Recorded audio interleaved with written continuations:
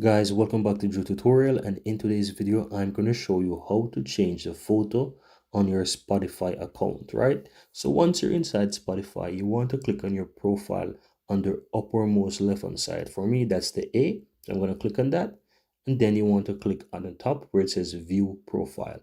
Click on that. Then you want to click on edit, and then you want to click on this pencil on this area here. So click on that. Here you have three options. You have choose a photo, take a photo, and remove current photo if you have a photo there already, right? So I'm going to click on choose photo, and then I'm going to choose this photo here of my son. So I'm going to click on this picture here, and then you can adjust the picture how you want it, and then you want to click use, and that's it, guys. Then you want to go ahead and click on save on the top right hand side, and there you have the profile photo of your profile. So that's it, guys, how you can choose a photo in your Spotify account. Very easy and very simple. Hope you find this useful, and if you do, don't forget to give this video a like. Let me know in the comments below if you have any questions. I'll be really happy to answer them. Thank you very much, and see you next time.